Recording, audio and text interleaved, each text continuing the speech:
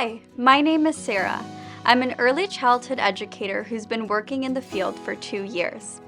As an immigrant woman from El Salvador, through my experiences, I've gotten to learn that true kindness goes much deeper than just being nice.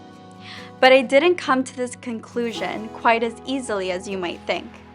It took experiences, moments of discomfort, pain, reflection, and the growing realization that I and the people around me deserve a better environment. Being nice and being kind, same thing, right? They are synonyms. That's what we often think, but no, in practice they're not the same, especially in a field as deeply human as ours. Being nice is a made-up picture of peace. It's being agreeable, polite, or pleasant. It's asking a coworker, "How are you today?" and expecting a quick, "Good, how are you?" without really listening or expecting anything more than the typical scripted response. But kindness is deeper. It means acting with empathy, care, and courage even when it's uncomfortable. Have you ever caught yourself saying to a child, "Be nice"? Or maybe you've nodded politely through a conversation where someone made a racist comment even though it didn't sit right with you? That's niceness. But kindness is speaking up. It's saying, "I care about our relationship and the people we serve too much to let that slide." As a Latin American immigrant building new roots here in Canada, I've often felt the pressure to always be nice to avoid conflict and stay agreeable. I didn't want to risk the roots I was working so hard to grow in Canada. But being nice at the cost of our truth hurts. Now I'm learning that true kindness means showing up with honesty, strength, and care. Not just for others, but for myself too. I deserve to be kind to others and to myself. When I first came to Canada, I was filled with hope and fear. As an immigrant, I was trying to build a new life, create stability, and prove that I belonged. But deep down, I never felt completely secure. My immigration status was quietly present in the back of my mind, like a shadow reminding me to be careful, not to make trouble, to be agreeable, to say yes even when I wanted to say no. In one of my first roles as an early childhood educator, a supervisor asked me to go into work despite being very sick. I was exhausted and my body was telling me to rest.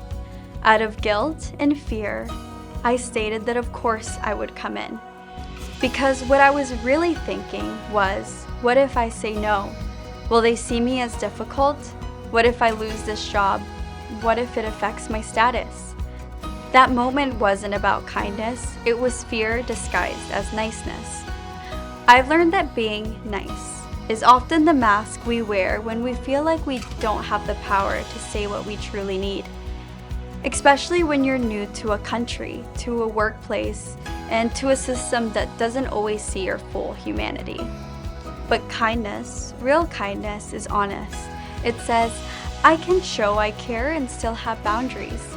It says, my voice matters even if it shakes when I use it. To leaders who build and guide our working environments, kindness is vital in creating spaces that support children, families, and your educators.